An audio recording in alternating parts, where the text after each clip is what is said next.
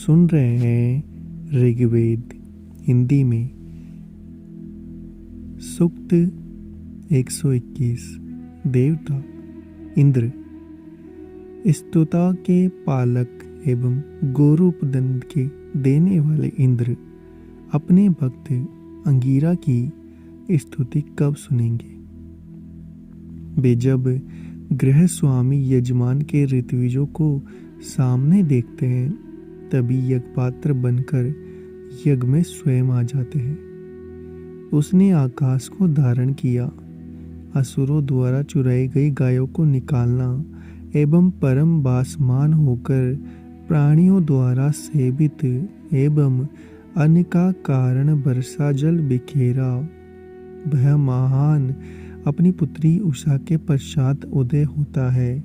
उससे गोड़ी को गाय की माता बनाया। अरुण वर्ण की उषा को रंजित करने वाले ये पूर्ववर्ती ऋषियों द्वारा निर्मित स्तोत्र सुने।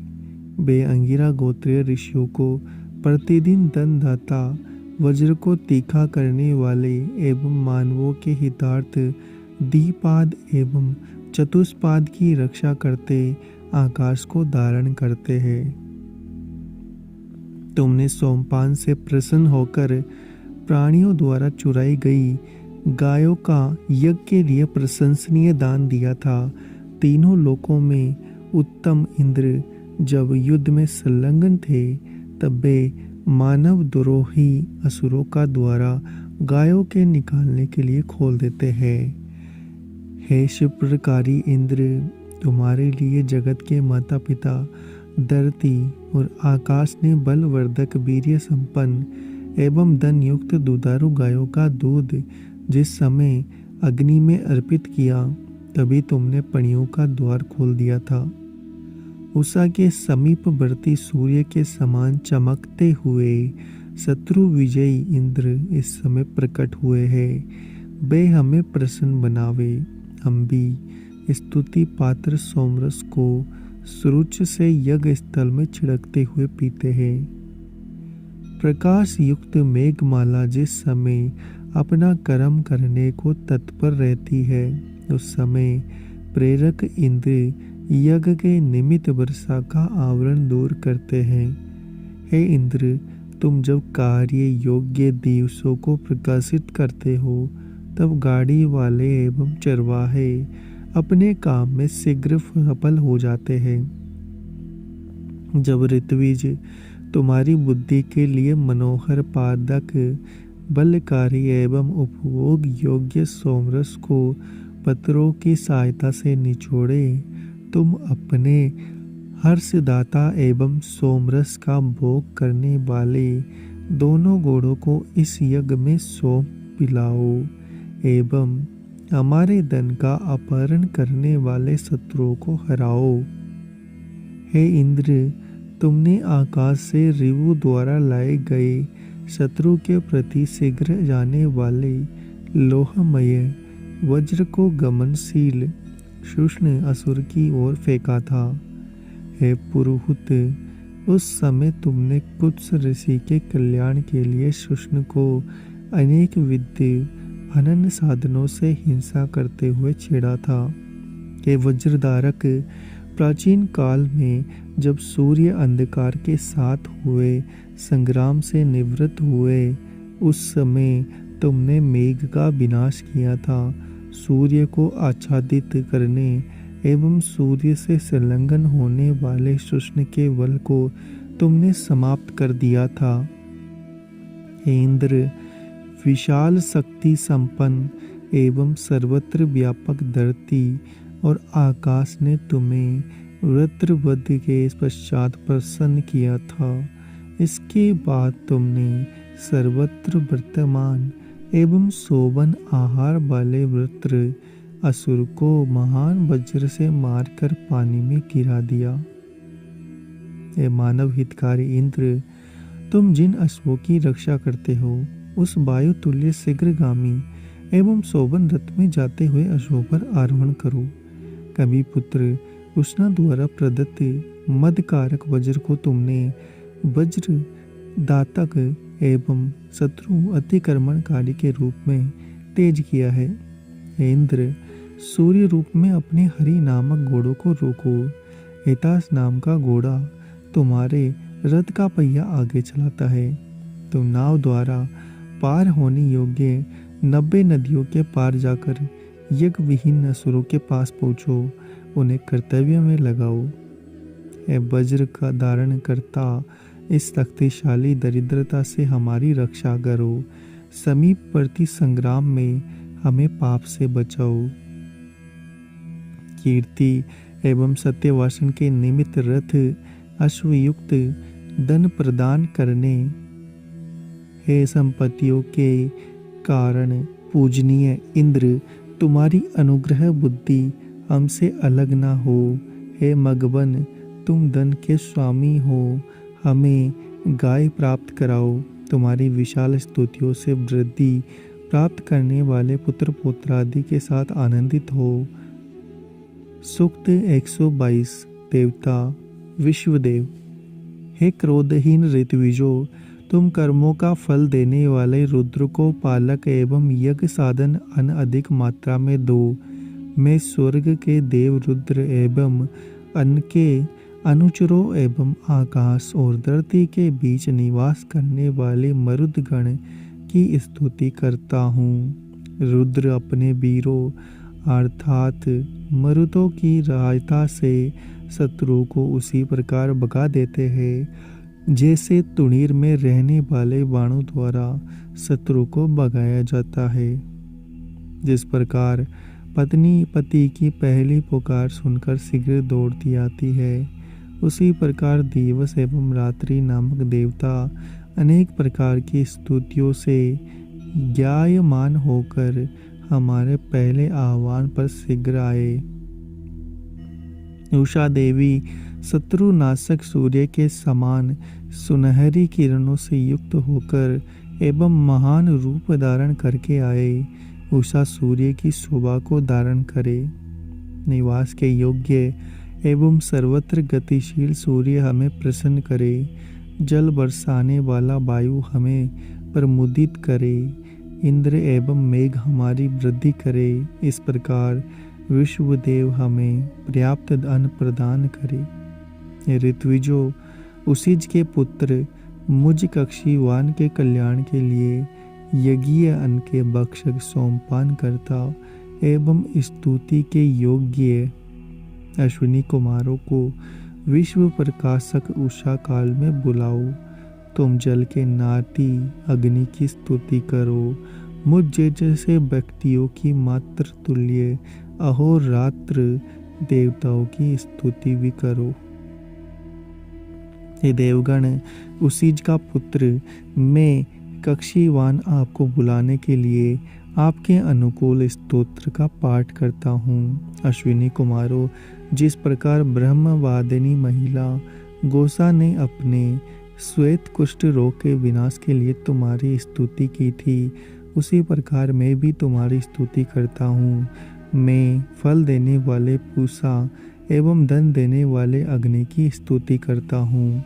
हे मित्र और वरुण, मेरे आह्वान के साथ साथ यज्ञ मंडप में वर्तमान अन्य लोगों का भी आह्वान सुनो। हमारे आह्वान को बलि प्रकार सुनने वाले एवं जल देवता सिंधु हमारे फसलों वाले खेतों को जल से सींचते हुए हमारी स्तुति सुने। मित्र और वरुण, मैं अन्न का नियमन करने वाले स्तोत्रों द्वारा तुम्हारी स्तुति करता हूँ, इसलिए मुझ कक्षीवान को तुम अनगिनत गाय दो। तुम लोग प्रसिद्ध एवं सुंदर रथ पर बैठकर एवं मुझ कक्षीवान के प्रति प्रसन्न होकर आओ। मेरी पुष्टि को स्थायी करो। मैं पवित्र धन वाले देव समूह के धन की स्तुति करता हूँ। वे कक्षीवान के प्रिय व्यक्ति है। हम पुत्र पुत्र आदि के साथ मिलकर प्रेम से इस धन का उपभोग करें। मैं अंगिरा गोत्र वाले कक्षीवान को प्रसन्नता पूर्वक अन्न, घोड़े और रथ देने वाले देव समूह की स्तुति करता हूँ। हे मित्र और वरुण, जो व्यक्ति तुम्हारा यज्ञ न करके द्रोह करता है अथवा तुम्हारे निमित्त सोमरस ना निचोड़कर तुमसे शत्रुता बढ़ाता है, वह मूर्ख मनुष्य अपने आप ही अपने हृदय में यक्षमा रोग को धारण करता है।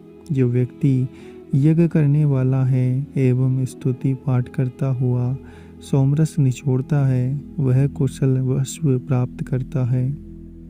वह कुशल अश्व प्राप्त करता है, मनुष्यों को हराने वाला तथा अपने समान लोगों में अन्न के लिए प्रसिद्ध होता है। अतिथियों का धन से स्वागत करने वाला ऐसा व्यक्ति हिंसक शत्रुओं से सदा निडर होकर सभी प्रकार के युद्धों में जाता है। ये सर्वेश्वर एवं आनंददाता देवगण, मुझ स्तुति करता एवं मरणशील व्यक्ति की स्तुति सुनो। इस यज्ञ में पधारो, हे आकाश व्यापी, देखो तुम जैसे यजमान को महान बनाने वाले हव्य की प्रशंसा करना चाहते हो, जिसका रक्षक तुम्हारे अतिरिक्त कोई नहीं है। जिन देवताओं ने यह कहा कि हमने उस यजमान को विजय का साधन बल प्रदान किया, जिसके 10 इंद्रिय पोषक सोम को ग्रहण करने के लिए हम आए हैं, ऐसे देवों का प्रकाशवान अन्न एवं विस्तृत धन अत्यंत शोभा पाता है। समस्त देव उत्तम योगों में हमें अन्न प्रदान करे।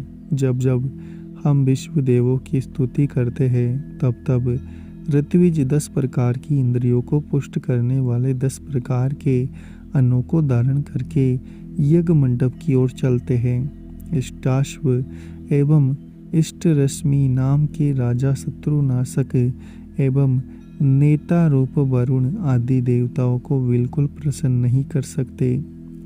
समस्त देव हमें ऐसे सुंदर पुत्र दे, जो कानों में स्वर्ण आभूषण एवं ग्रीवा में रत्नमाला धारण करते हो। समस्त आदरणीय देवों का समूह हमारे आने के तुरंत बाद ही स्तुतियों एवं हव्य की अभिलाषा करे। मत्सरी राजा के 4 एवं जयशील अवयवस अग्रवास राजा की 3 पुत्र मुझ कक्षीवान को कष्ट पहुँचाते हैं। हे मित्र और वरुण, तुम्हारा अत्यंत विस्तृत एवं सुखकर प्रकाश वाला रथ सूर्य के समान चमकता है। सूक्त 123। देवता उषा। अपने व्यापार में कुशल उषा देवी के रथ में घोड़े जोड़े गए। उस रथ में मरण रहित देव समूह रथ में जाने के लिए पूजा के योग्य एवं विविध गमन करने वाली उषा काले रंग के अंधकार से उत्पन्न होती है एवं अंधकार निवारण रूपी चिकित्सा करती हुई मानवों के निवास स्थान की ओर जाती है। गमनशील प्रकाश द्वारा अंधकार पर विजय प्राप्त करने वाली महती एवं विश्व को सुख देने वाली उषा समस्त प्राणियों से पहले जागती है। वह नित्य यौवना उषा पुनः पुनः उत्पन्न होती है। सारे संसार को देखती हुई वह हमारे एक बार बुलाने पर ही आ जाती है। हे सुजाता एवं मानव पालिका उषा देवी, तुम इस समय मनुष्यों के लिए अपने प्रकाश का जो अंश देती हो, उसी को सविता देव प्रदान करे। हमारे यज्ञ स्थल में सूर्य के आगमन के निमित्त हमें पाप रहित कहकर अनुग्रहित करे। भोग की इच्छा से युक्त एवं सारे संसार को प्रकाशित करती हुई उषा प्रतिदिन नम्र भाव से प्रत्येक घर की ओर जाती है। ईवी रूप धन का श्रेष्ठ भाग स्वीकार कर लेती है। हे उषा, तुम मनुष्यों की सोवन नेत्री हो। तुम आदित्य की स्वसा एवं अंधकार निवारक सविता की भगिनी तथा अन्य देवों की अपेक्षा श्रेष्ठ हो। समस्त देव तुम्हारी स्तुति करे। तुम्हारी प्रसन्नता के पश्चात जो दुख देने वाला आएगा, हम तुम्हारी सहायता प्राप्त करके उसे अपने रथ आदि साधन से जीत लेंगे। हे ऋत्विजो, प्रिय एवं सच्ची बातें स्तुति रूप में कहो। बुद्धि का प्रमाण देने वाले यज्ञ कर्म करो। दीप्तिशाली अग्नि प्रज्वलित करो। ऐसा करने से विविध प्रकाश वाली उषा अंधकार से ढके हुए यज्ञ साधन तनों को प्रकट करती है। नाना रूपवान अहोरात्र दोनों देवता व्यवधान रहित होकर चलते हैं। वे एक दूसरे के विरुद्ध गति वाले हैं। एक आता है तो दूसरा जाता है। बारी बारी से आने वाले इन देवताओं में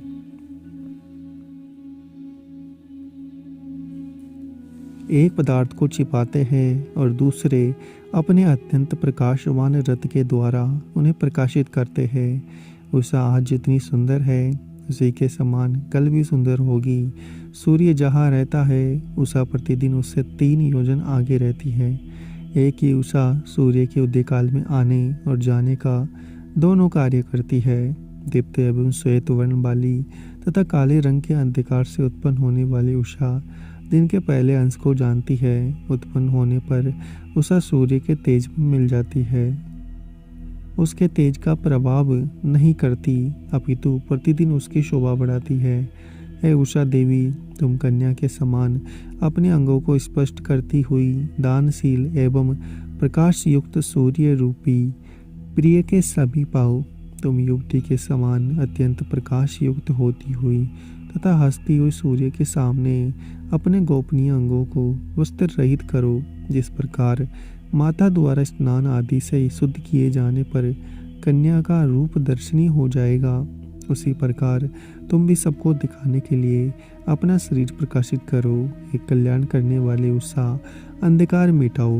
अन्य उषाएं तुम्हारे कार्य व्याप्त नहीं करेगी। उषा देविया अश्वों एवं गायों से उत्पन्न सभी कालों में रहने वाली है। वे सूर्य की किरणों के साथ नित्य ही अंधकार का नाश करने का प्रयत्न करती है। वे सबके अनुकूल होने के कारण कल्याणकारक नाम धारण करके आती जाती है। हे उषा, तुम सूर्य की किरणों के अनुकूल चलती हुई हमें ऐसी बुद्धि दो जिससे हम यज्ञ आदि कर्मों के द्वारा अपना कल्याण कर सके। हमारे द्वारा आहूत होकर तुम अंधकार का नाश करो। अभिरूप धन से युक्त हम यजमानों के पास अनेक प्रकार की संपत्ति हो।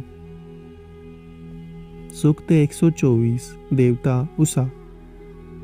यह उषा प्रातःकाल अग्नि के प्रज्वलित होने पर अंधकार को हटाती है एवं उदित होते हुए सूर्य के समान प्रभुत प्रकाश फैलाती है।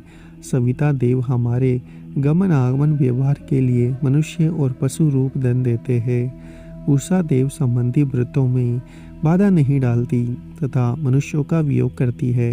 यह भूतकाल में होने वाली तथा सदा आने वाली उषा के तुल्य है। यह भविष्य में आने जाने वाली उषाओं में प्रथमा बनकर विशेष प्रकाश दे रही है। यह उषा स्वर्ग की पुत्री है, इसलिए यह प्रकाश रूपी वस्त्र को धारण करती हुई सूर्य दिशा में भली भांति चलती हुई सभी के सामने प्रकाशित होती है। उषा अपने प्रिय सूर्य का अभिप्राय जानती हुई भी उसके मार्ग में आगे आगे चलती है एवं पूर्व आदि दिशाओं का कभी समाप्त नहीं करती। जिस प्रकार सूर्य अपना रश्मि समूह रूपी वक्ष स्थल प्रकट करते हैं, नोचा ऋषि ने जिस प्रकार अपने प्रिय मंत्र समूह को प्रकट किया था, उसी प्रकार उषा भी स्वयं को सबके समीप प्रकट करती है। उषा गृहिणी के समान सबसे पहले जागा कर शेष लोगों को जगाती है और प्रातःकाल आने वाली वार वनिताओं में सर्वाधिक सुंदर है। उषा विस्तृत आकाश के पूर्व भाग में जन्म लेकर दिशाओं का ज्ञान कराती है। धरती और आकाश उसके पिता है। उषा इन दोनों के मध्य में स्थित होकर अपने तेज से अत्यंत विस्तीर्ण रूप से प्रसिद्ध हुई है। इस प्रकार विस्तार को प्राप्त हुई उषा अपनी जाति वाले देवों और विजातीय मानवों सभी को प्राप्त होती है, जिससे वे सुखपूर्वक देख सके। अपने निर्मल शरीर के कारण स्पष्ट होती हुई उषा छोटे बड़े किसी के पास नहीं हटती। उषा बिना बाई की बहन के समान पश्चिम की ओर मुख करके चलती है। पतिहीना नारी के समान प्रकाश रूप दान प्रदान करने के लिए आकाश में चढ़ती है। उषा पति को प्रसन्न करने वाली पत्नी के समान सुंदर वस्त्र पहनकर हास्य द्वारा अपने दांतों का प्रदर्शन करती है। निशा रूपी छोटी बहन उषा रूपी बड़ी बहन को अपना ज्ञान स्थान देकर चली जाती है। सूर्य की किरणों से अंधकार का नाश करती हुई यह उषा बिजलियों के समान संसार में प्रकट करती है। सभी उषाएं परस्पर बहिने एवं एक दूसरे के पीछे चलती है। आने वाली उषाएं प्राचीन काल उषाओं के समान सुदिन लावे एवं हमें बहुधा संपन्न करे। हे धनपति उषा, हवि देने वाले को जगाओ, लालची प्राणियों को सोने दो। तुम हवि युक्त यजमान को समृद्ध बनाओ। तुम सुंदर नेत्री हो, तुम सब प्राणियों को क्षीण करती हो, अपने यजमान को उन्नत बनाओ। युवती के समान पूर्व दिशा से आती हुई उषा अपने रथ में लाल रंग के बेलों को जोड़ती है। यह रूप रहित आकाश में अंधकार को मिटाती है। उषा के आने पर ही सब घरों में आग जलती है। ए उषा, तुम्हारे प्रकट होते ही पक्षी अपने घोंसले से उड़ने लगते हैं। मनुष्य अन्न प्राप्ति की इच्छा से अपने अपने कर्म में उन्मुख होते हैं। ये देवी उषा, जो हव्यदाता यजमान देव यज्ञ मंडप में स्थित है, उसके लिए पर्याप्त धन दो। ये स्तुति योग्य उषाओ, मेरे मंत्र तुम्हारी स्तुति करे। तुम हमारी उन्नति चाहती हुई हमारी वृद्धि करो। हे उषा देवियों, यदि तुम हमारी रक्षा करोगी तो हम हजारों सैकड़ों धन प्राप्त करेंगे।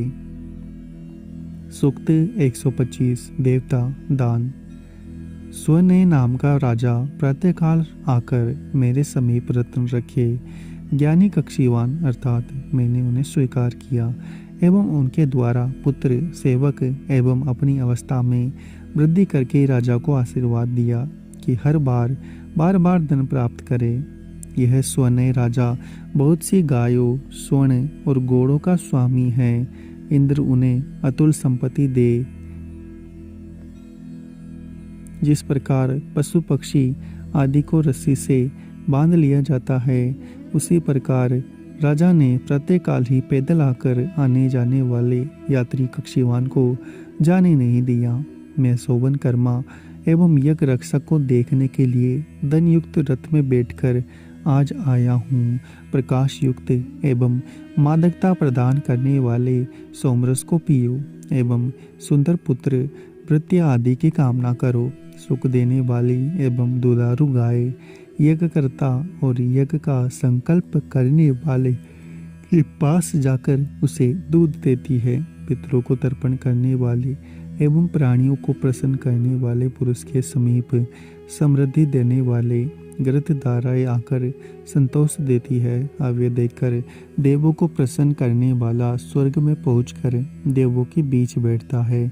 बहता हुआ जल उसे तेज एवं धरती फसलों द्वारा उसे संतोष देती है। दान देने वाले व्यक्ति को धरती पर दृश्यमान वस्तुएं प्राप्त होती है एवं सूर्य आदि लोक समृद्ध होते हैं। दाता जरा मरण रहित दीर्घ आयु प्राप्त करके अमर बनता है। हवि द्वारा देवों को प्रसन्न करने वाला दुख और पापों को से दूर रहता है। स्तुता विद्वान वृद्धावस्था से दूर रहते हैं। इन दोनों से भिन्न अर्थात दान एवं स्तुति न करने वालों का पाप और शोक प्राप्त होता है। अगर आपको हमारा ये प्रयास अच्छा लग रहा है तो चैनल को सब्सक्राइब करें, वीडियो को लाइक और शेयर करना ना भूलें। मिलते हैं आपसे अगले एपिसोड में।